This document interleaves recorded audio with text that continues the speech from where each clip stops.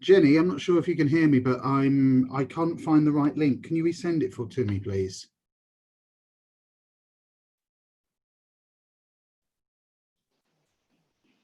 Colin, you're on as a panelist. Yeah, how do I change? Because I'm on as Sarah. How do I couldn't find the link for this one for me. Can you resend it to me, please? Yep, that's fine. Thanks. I'll resend it. Thanks. Thank you.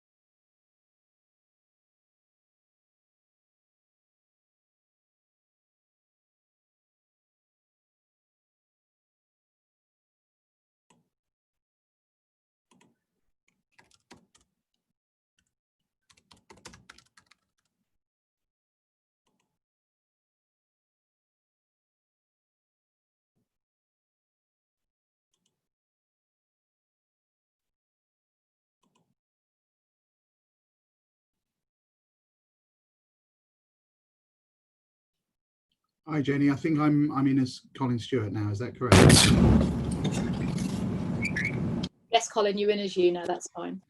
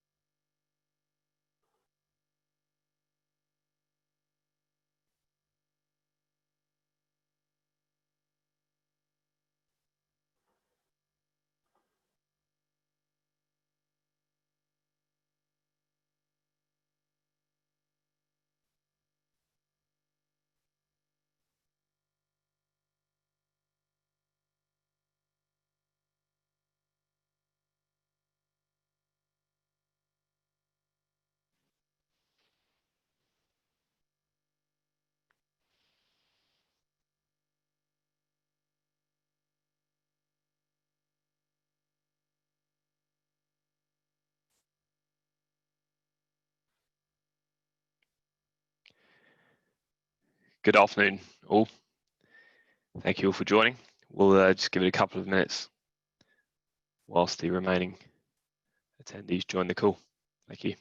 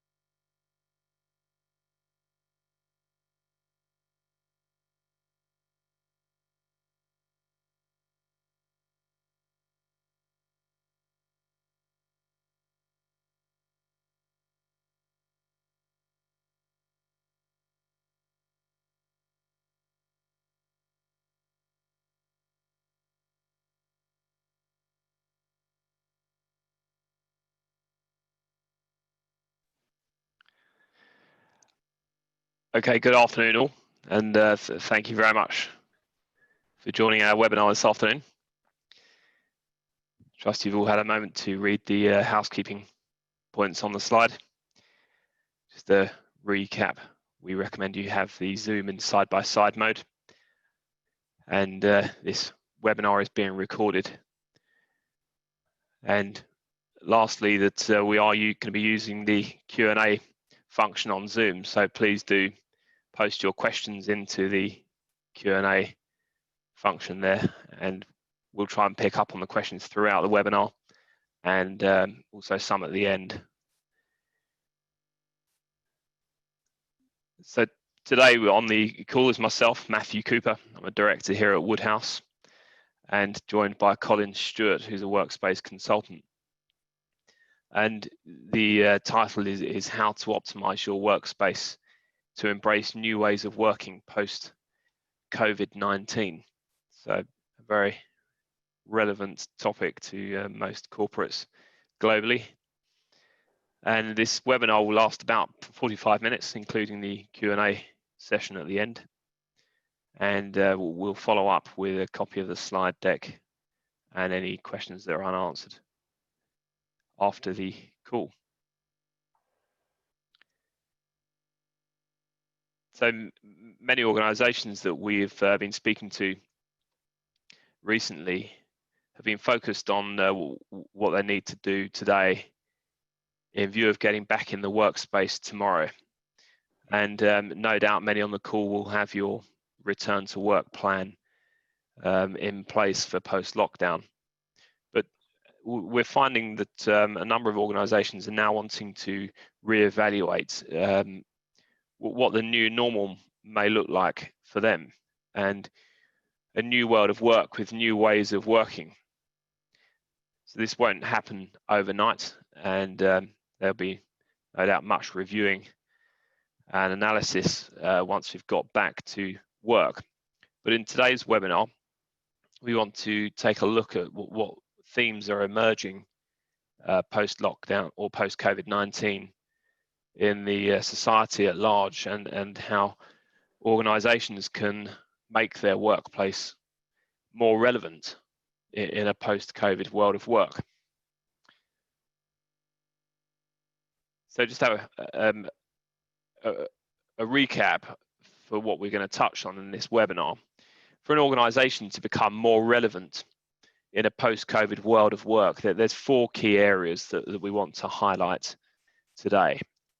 And the first one is the need for evidence-based operational insight. So not only finding out and understanding how your existing space is used, but also to find out from the users how they would want to use it going forward, and much more, which we'll touch on in detail shortly.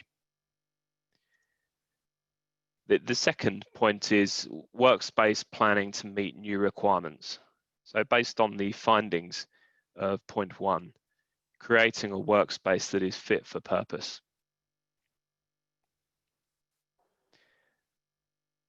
Point 3 is transition planning for a successful implementation. So any key change will only be successful if there is a bigger transition or change management plan built around it, and to ensure that everyone comes on the journey with us. And finally, the continuous optimization evaluation. This is looking at the long-term benefit being realized, and through continuous evaluation. So understanding that it is fit for purpose, ongoing. So first of all, before we dive into the 4 points, we'll just take a look at some of the key themes emerging during this pandemic. And for this, I'll now hand over to Colin to take us through. Thanks, Matthew, and good afternoon. Yes, as Matthew said, before we sort of go into detail about the 4 stages, I just wanted to give you a bit of an insight on the data and the research. I'm sure you've already seen the quotes at the start, and you'll have seen a lot of articles in the news. But there's some sort of key data emerging in this uncertain world about what the future of work might be. I mean, one thing, the sudden imposition of home working has largely been successful. And the important thing is that the benefits of that are captured and taken forward. However, we've got to recognise that home working is not necessarily best for all people and all roles and all tasks for that matter. Face-to-face interaction will probably always be best for collaboration and mentoring. How do you train people over Zoom? You can do it, but it's nothing like nothing I think will ever replace your ability to absorb what's going on behind you, especially more junior members of staff learning from their more experienced peers. But what shape should your post-COVID office take? How do you work out what's right for you? I mean, some businesses are opting for a sort of radical no offices approach, total home working. Others are doing the complete opposite and planning for a return to exactly how they did things before COVID-19, which I think might be a bit retrograde step. So what do your staff actually want? How do you find that out? Evidence is starting to emerge from a number of studies. Here is a snapshot of some of the most interesting observations. This is one in particular. It's a Gallup poll that was undertaken recently, and it looked at whether people wanted to, how much did people want to work remotely going forward. And what's interesting is roughly about in excess of 50% of people wanted to work from home as much as possible, work remotely going forward. But what is even more interesting is actually the longer that lockdown has gone on, that has diminished. People are missing the office, people are missing the interaction with their peers. So I think the optimum is probably a balance between the two. Going on to the next slide, what this is looking at, it's 2 independent studies that looked at, again, people's longer term desire for home working going forward. The study on the left, 9% of people, only 9% of people wanted to work full-time in the office long term, and the other study showed a massive 98% saying they would like to work remotely at some point in the future. So it certainly is on everybody's radar, and I think, you know, the imposed home working we've had during lockdown has woken, you know, opened people's eyes up to the possibility and the benefits of working from home some of the time, definitely. The next slide we've got was looking at how often do people want to work. I mean, from home. It's fair enough to say that people want to work from home long term, but how many days a week is that? What we're finding from a number of studies, there's been a number of studies on this, and what we're finding on average, it's about 2 to 3 days a week. There's very few people who seem to want to work from home full time. They do value the office. They see the benefit in being in the office with their colleagues at least part of the week. So despite what you're probably reading in the press, and a lot of commentators saying that the office is dead, I don't think that's true. I think the office will be with us for the foreseeable future in some form, maybe not exactly as it was pre-COVID. So going to the next slide, this is a more recent study, a very detailed study by Leesman, which has been very interesting. They looked at how people were working from home at the moment during the pandemic. 38% of people in the study had a dedicated room for work. 28% have been able to create a dedicated area.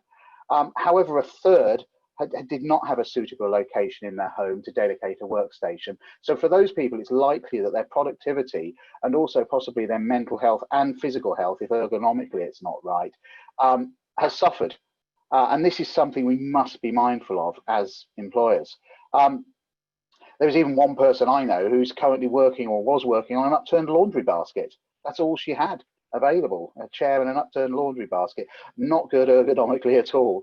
There was also a key, also I'm finding from observations and discussions, we were having a lot of discussions with different clients at the moment and their staff. We're finding that for a lot of people, it's a combination of perhaps not having the right space, not having the right location at home, not having the right furniture, or for many people, it's not having the right home circumstances, young children at home. We also need to be mindful of people's personalities. Not everybody can work effectively from home. Not everybody has the right discipline and the right approach. Yes, certain things can be trained. However, a lot of people thrive on the interaction with colleagues, the bounce that you get off each other in the office, certain personality types particularly, and that we do need to be mindful of going forward. On the next slide, this looks in more detail at those tasks. What we are seeing is there's a growing realization from people that certain tasks are best done in remote environments. So what this question looked at is where people felt best supported to do certain tasks. So how well supported did they feel a task was in the office? How easy was it to do it? And how well supported was it at home? For instance, in this case, 84% of people felt private conversations were easy to do at home, whereas only 51% of the same people thought they were easy to do in the office. So it shows that this also holds true, not just for private conversations, but it's no surprise to see video conferences, confidential discussions, and telephone conversations people feel are best done at home. And on the next slide, conversely, it's what can be done at the office. Matthew, if you could just flick to the, thank you. So again, as you can see from this side, hosting visitors, obviously, learning from others, social interaction, and using specialist equipment. People felt they were better supported doing that in the office. So no matter how radical you are with your future working model, there will always be tasks for at least the foreseeable future, maybe until we have some next step in virtual offices, that they're best done in the office, and the place for the office is very much should be part of your future thinking, but what should that take? So there's some key things to consider. Until you gather your own data, you won't be able to ascertain for certain what your future working environment is. No one has a crystal ball at the moment. All bets are off to a certain extent comparing offices with pre-COVID. However, I think there are three things we can say that are certain. There is definitely a raised awareness of remote working. There is an increased acceptance of remote working, not just amongst staff, who now feel they can do it and want to do it going forward, but managers who previously might have been very reluctant to allow staff to homework due to a lack of trust and wondering about how to manage them. They've been forced during the pandemic to learn the skills and to deal with how you keep a team cohesive and in communication and keep teams productive. And I think the third thing really to bear in mind is those companies, with the increasing demand we're seeing from staff for flexibility going forward, those companies that revert back and don't offer it in some form going forward will lose out. Staff will vote with their feet. So it's something very much that needs to be embraced. So this gives you an opportunity to move forward as an organisation. But what you primarily need to do is look at your office and look at your ways of working to see how you can make it more relevant. Do you still need the acres of empty desks? You know, you need to recognise that your people do not need to be in the office all day, every day to be productive, and that certain tasks such as admin and solo work are best done elsewhere. Also, that home working, as I said before, is not necessarily right for everybody. So it's about giving people choice. It might not necessarily be that they have to come into the main central office. Perhaps you could explore the idea of a local hub, whether that's a WeWork type co-working space or whether that's a local office to you. Perhaps you're lucky enough to have a property portfolio with offices where else. So rather than people coming into their main base, they could perhaps touch down somewhere else for a day or two. So these are things to look at. So the thing really is that the balance of space is going to change, whereas predominantly we probably saw an office that was 80–90% desks, some meeting rooms, and if we're lucky, a kitchenette and a few tables.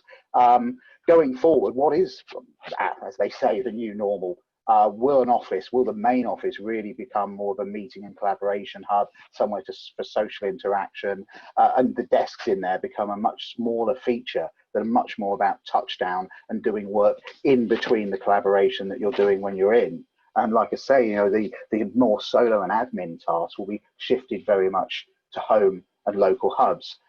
So as I said, it's important you find the right model for you, which takes us back to the 4 steps Matthew mentioned earlier.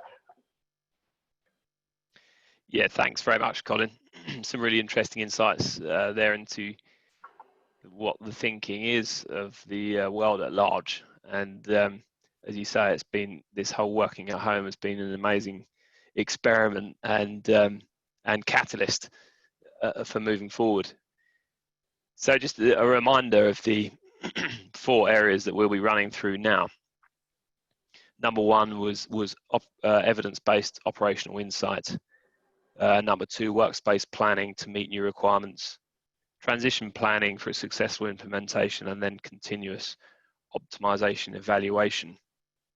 So we'll jump into number 1 now, evidence-based operational insight. Please, Colin, if you could take us through this next slide.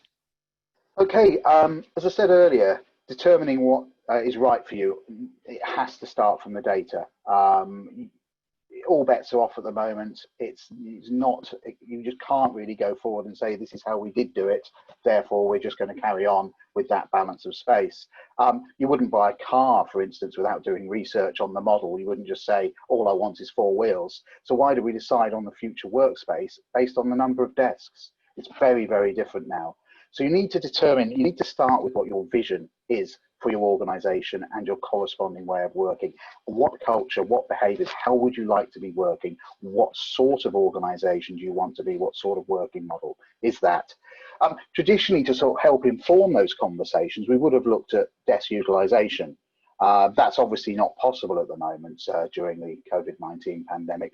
So what we're doing now, what we're finding very useful is, obviously, as an organization, we've got a lot of extensive benchmark utilization data, an extensive database by industry. That's useful in giving us a flavor for where we were. We're undertaking online business interviews. It's the sort of thing you can do, obviously, in your own organizations. And workshops, online workshops, using a variety of some fairly interesting online collaboration tools. I can give you examples of some if you're interested in the Q&A. But we're using those to run workshops with staff to understand what the future looks like for them, how they'd like it to be, finding the right balance and the range of options for all. What we're also doing quite extensively is we're undertaking online staff surveys, not just looking at the return to work surveys, which a number of people are doing and we'll talk about later, but a much more in depth, not just, you know, traditionally staff engagement surveys have looked at satisfaction. This is more about looking at activity patterns, team personality profiles, personal preferences, and using that data, we're able to predict to a certain extent utilization levels, and more importantly, define the brief for the new way of working, the new workplace strategy.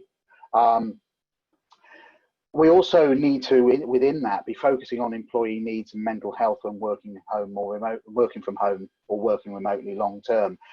We've had a lot of goodwill from employees. They've made do and mended for now.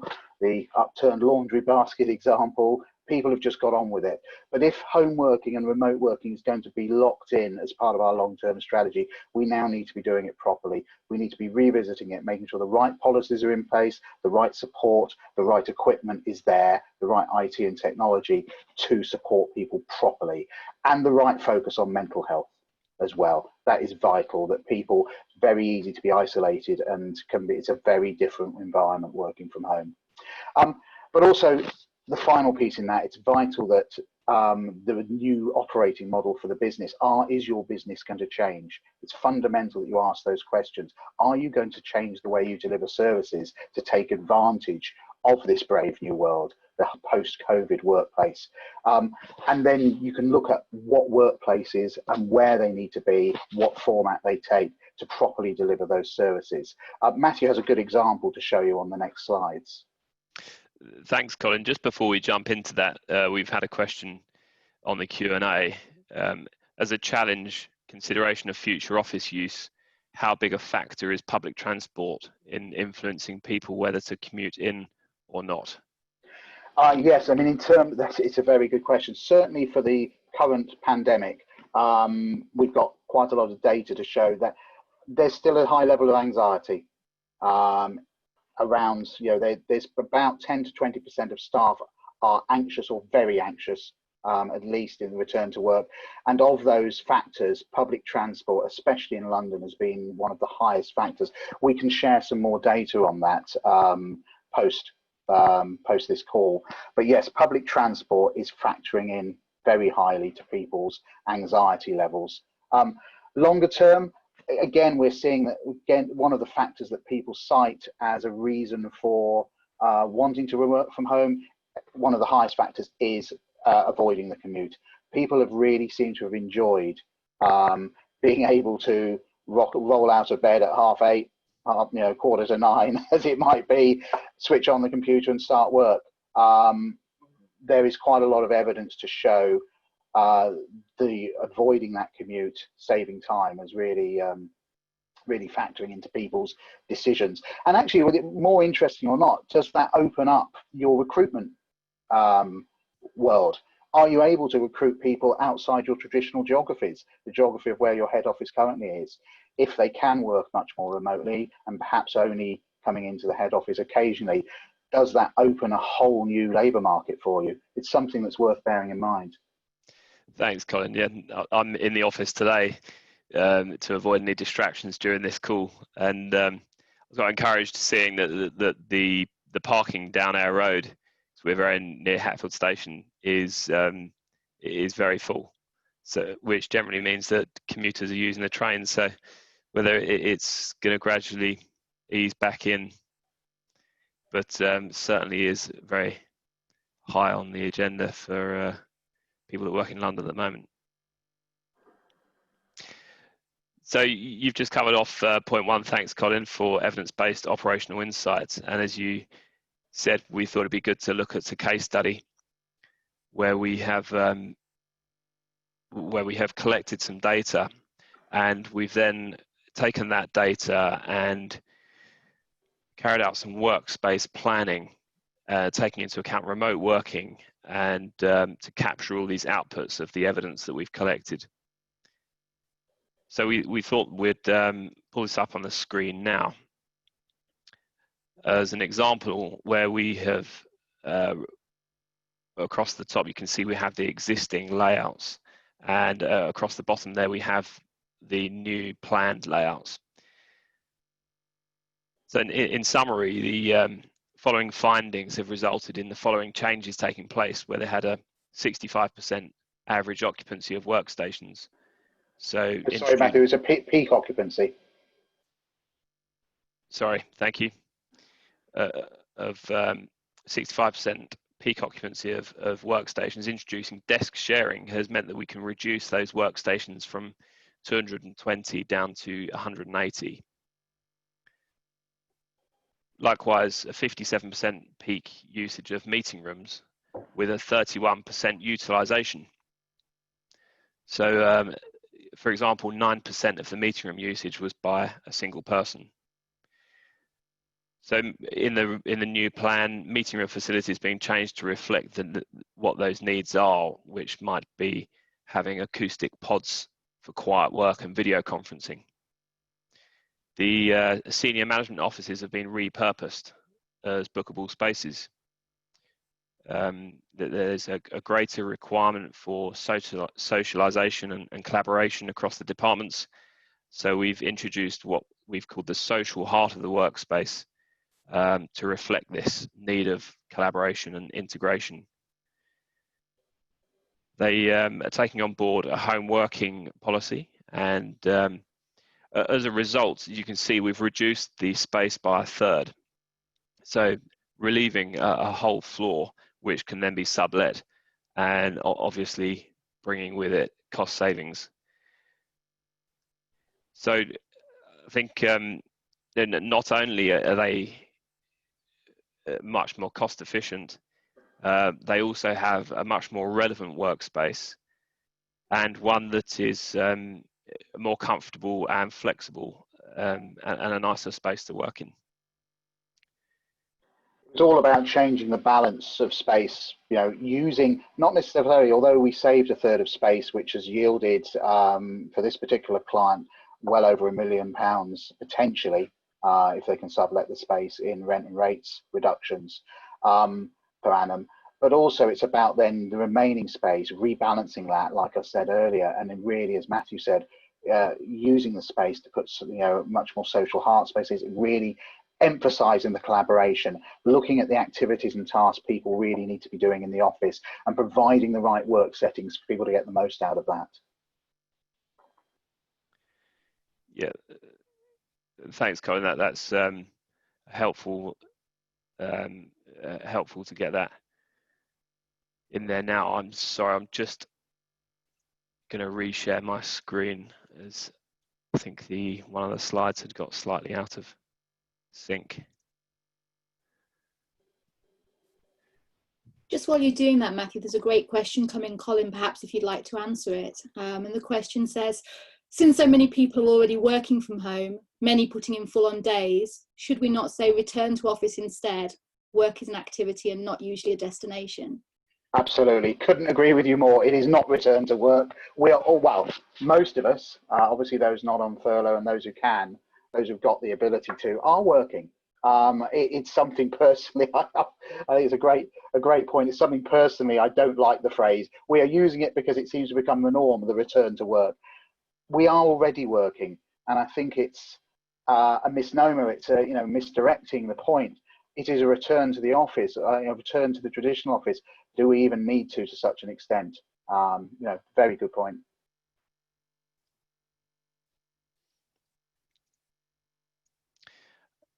Okay, apologies. This next slide is going to be in a traditional PowerPoint format, as my presentation view has gone slightly awry.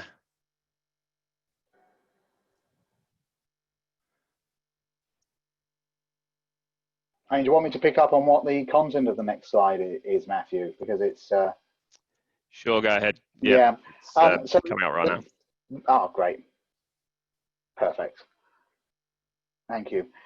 So the third point along the you know, the 4 areas you need to tackle. Once you've got your strategy and you've worked out your plan, you've got your ways of working, you've worked out your plan of how you're going to implement that physically in your various locations. We looked at just one location, but potentially it's about home, hubs, wherever. we've got to look at the transition planning. I mentioned previously about how data, we need to use data to deliver the optimum solution. However, to get there and really realize the full benefits of that, the cost savings, for the efficiency, the cost savings, etc., and effectiveness in terms of benefits for enhanced productivity, morale improvement, improved attraction, improved staff retention, reductions in absenteeism. You've got to take a holistic approach. It is not just about the workspace. So the three areas we look at, obviously I call them the bricks, the bits and the brains. The bricks is the workplaces themselves, obviously. They are the fundamental catalyst for change. Unless you change the workspace, actually implementing changes to the way you work can be done, but it's a lot harder. The workspace acts as that catalyst. People naturally start to act in a different way. However, it's also very important that people are properly supported in the various locations they will be working. And that not just your technology, but also your processes and procedures, the way you access your files, the way your workflow, your work patterns, the processes you have as a business are adapted to suit that, adapted to recognize the new remote working format that people will be undertaking. But thirdly, and most importantly of all, is the brains, your people. Without taking your managers and your staff on the journey with you, and putting time and effort into making them feel part of that new way of working. We call that process co-creation, where you involve them in, as we said earlier, in the whole data and definition phase of creating the vision to a certain extent. It makes them feel part of it, and they're much more willing to take it on board and adapt. You have to explain to them what it means to them, what the benefits are, what they're allowed to do, what are the rules, what are the guidelines, and most importantly, how they personally can get the most out of it. A lot of people have adapted very successfully to home working at the moment, but you really need to lock that in with proper training and proper change management to take people along on that journey. We are dealing with human beings, and we must recognize that. The next slide, if we have it, Matthew, is we'll look at what happens once you've delivered the project. Yep, we're just gonna try and get back onto track on the proper view. Apologies. Coming up very shortly.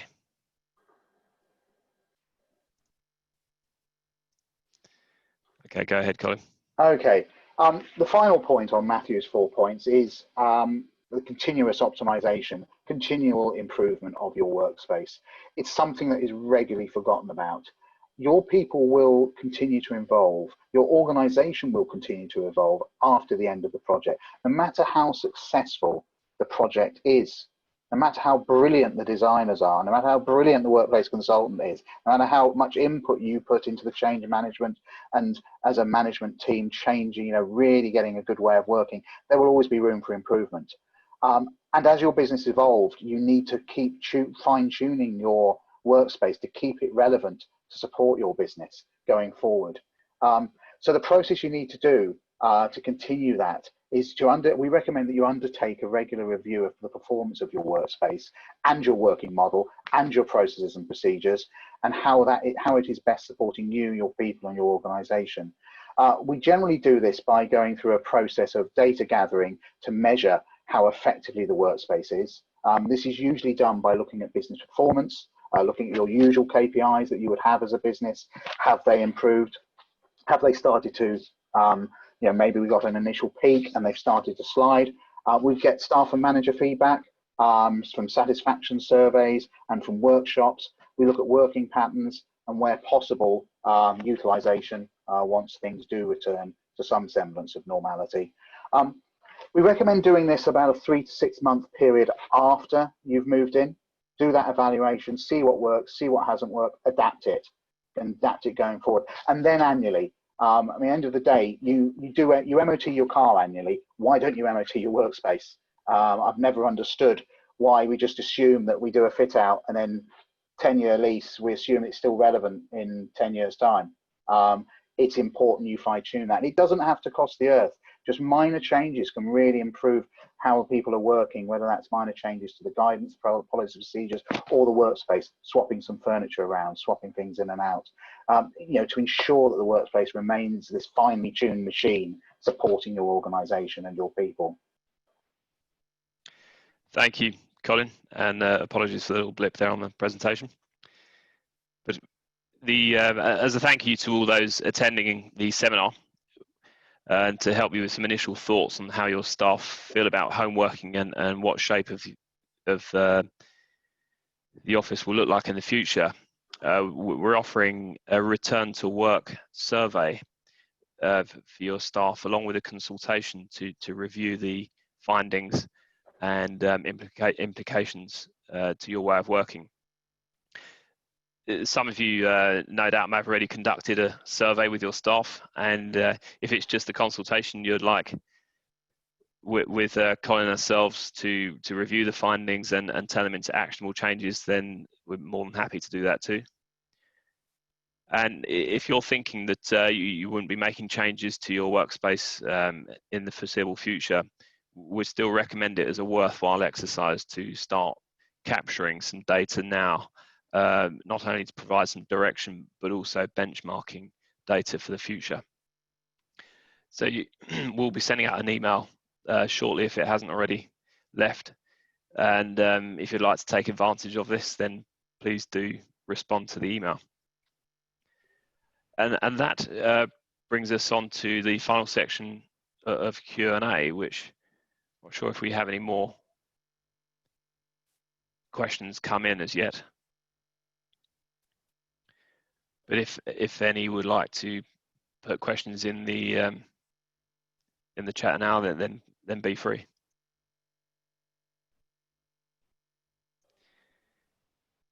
If you've not used Zoom before, you can either click on if you go to the bottom panel of your Zoom window, you'll see two boxes, Q&A or two icons, Q&A and chat. If you do have a question that you'd like to put into either of those, we'll pick up on it and answer it from there.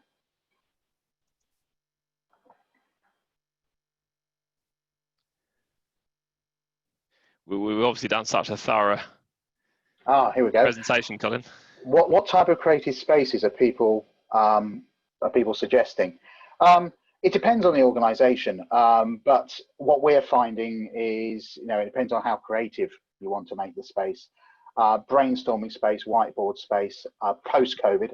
Obviously, I'm talking about the world where we are able to share whiteboard pens and go within 2 meters of each other. But what we tend to find is the different types of space. So for collaboration, just routine collaboration, the high back sofas, the booths are incredibly popular. When we look at utilization, or when we have in the past of what is the most popular, the high back sofas regularly come out as the top. High benches as well, the sort of benches that people can gather around, lay out things, scribble, sit up with stools, a bit like we're shown in the image here. Again, incredibly popular, good, versatile, multifunctional space. You can sit out on your own, you can sit out as a group. But I love just whiteboard space, actually getting people into a room for a pure brainstorming meeting. Why do people need to be sat down? Traditionally, a brainstorming meeting is one person at the front with the whiteboard pen or the flip chart, everybody else sat down, the 1 or 2 people at the front contribute, everyone else goes to sleep. Take out the furniture, put in lots of whiteboards, maybe some stools, maybe some little tables to lean on, you know, standing height tables, give everybody a pen, let everybody scribble. They are the best type of meetings. Try and be creative, and also bringing in technology. We're seeing some very interesting technology coming through with ultra short throw projectors, which are like the next generation on from smart boards. They effectively write in ink, in light rather than ink, and you can save whatever they've got. You can work on it from multiple locations. People can immediately see what's on the whiteboard if they're dialing in from Zoom or Teams. So there's some really interesting technology coming through as well. So just working down these, how important do you see desk meeting room booking software solutions in the future workspace management? At the moment, vitally important for the return to the office in the COVID pandemic, to allow you to make, if you're doing any form of desk sharing, if you want to maximize, capacities are down to about 30%, 30 to 40%. If you're going to be doing any form of desk sharing, room booking is essential, linked to visitor management potentially and cleaning regimes. In the future, again, yes, if you're going quite radical and your desks are much less. Up till now, generally the agile working ratios would have recommended there would always be available desks. But if you're going to push it quite radically and change your space, so people are coming in maybe one day a week, a couple of days a week, they want to sit as a team. This is where I could see desk booking becoming much more to the fore. And there's some very interesting software developments out there. There's some good desk booking systems that are quite cost effective now, certainly worth looking at. So how do we make these, sorry, I'm just going through how do we make the workspace comfortable, those who want to have personal space with all the flexible desking? It's a big conundrum. How do you marry up giving people personal configurable space alongside actually making it flexible going forward? There are products out there, products like the Hotbox, which you can put photos in, so effectively you take it from a locker, put it on your desk, open the lid, and it's sort of personalizing your space. But actually what we tend to find is more about allowing teams to personalize an area. We're moving forward to, the philosophy is getting people away from this is my desk to this is our space. It's a shared resource that I'm in with my team or group of teams. And you can start to put chalkboards up, corkboards, things like that, allow them to personalize the area, not necessarily the desk. That's another area we see. And again, involving people in creating the rules around how that should be managed helps to self-police it and makes them feel a sort of co-ownership of that.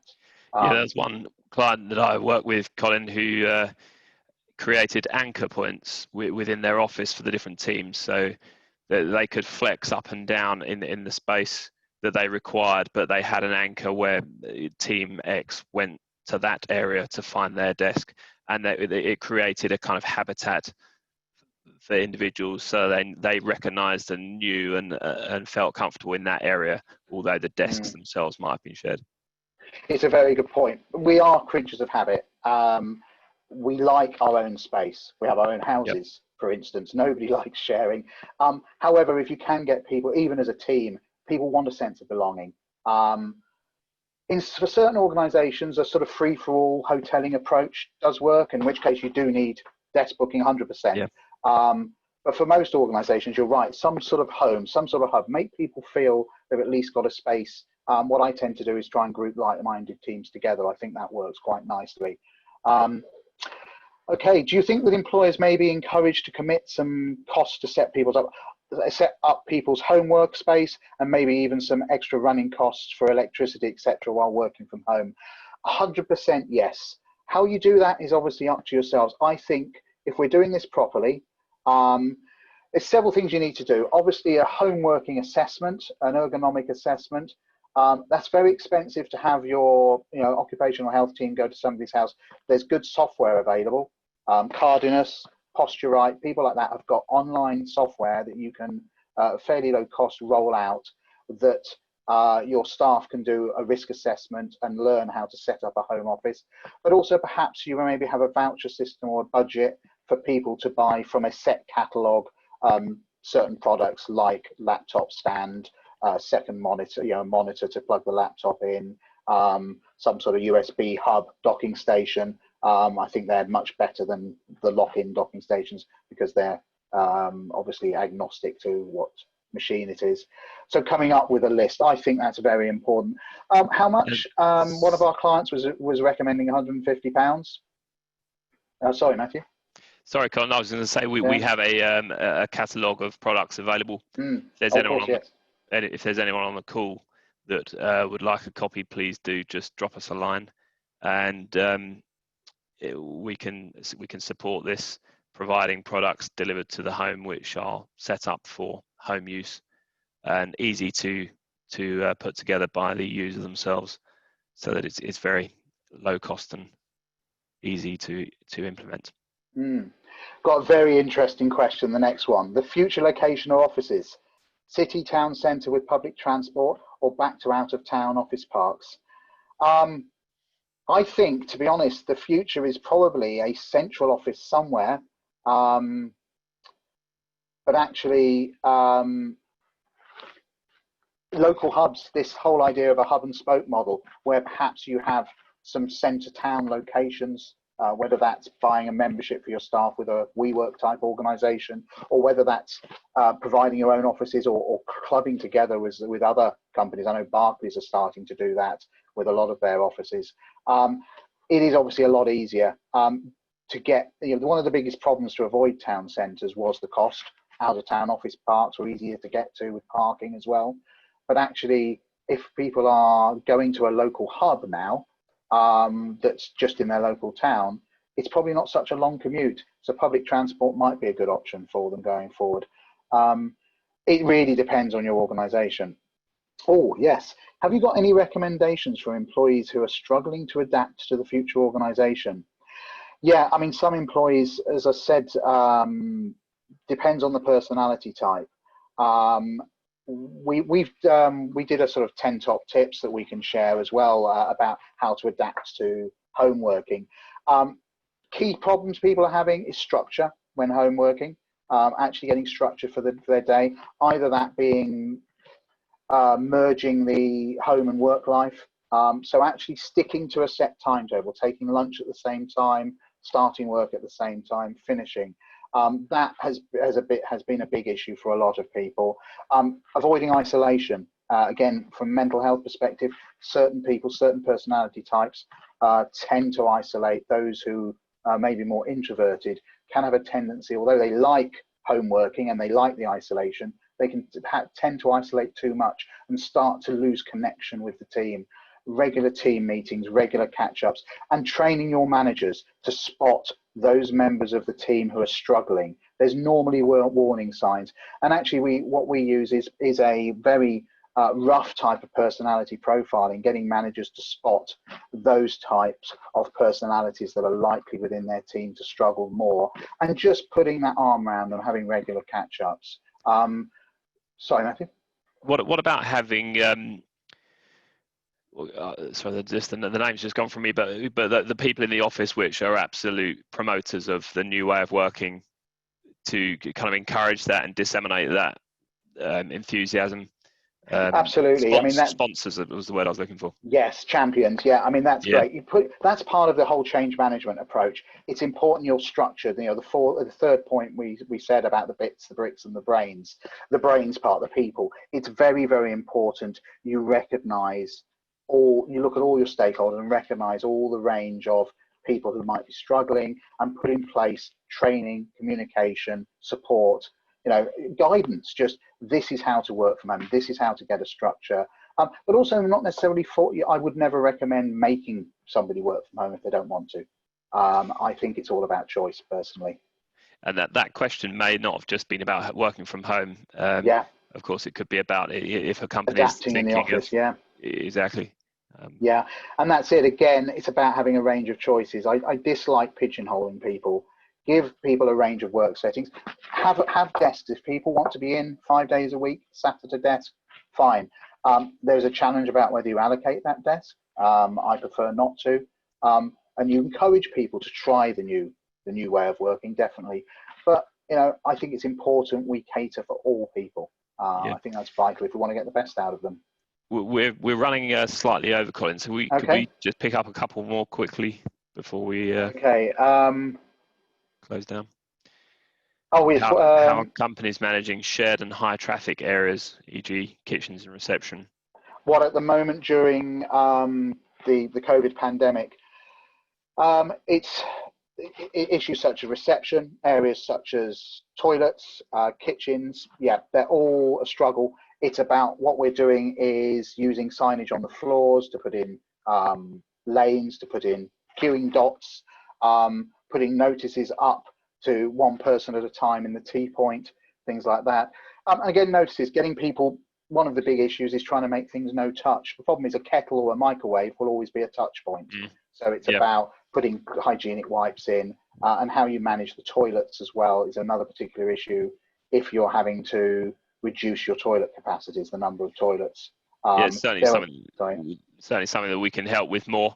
The primary thing, of course, in the current getting ready for going back to the workplace tomorrow is doing the risk assessment and then following the guidelines on the government website, which are very helpful. And then hygiene is absolutely one of the key areas. Should we pick up on the next one about what does a social heart of the workplace look like, Colin? Yes, I mean, for me, it's back to the case study that we showed. Yes, it's a place to encourage people to congregate. There's two different strategies in terms of how you get people to socialise in the building. Tea points are great for on floors to get people to go.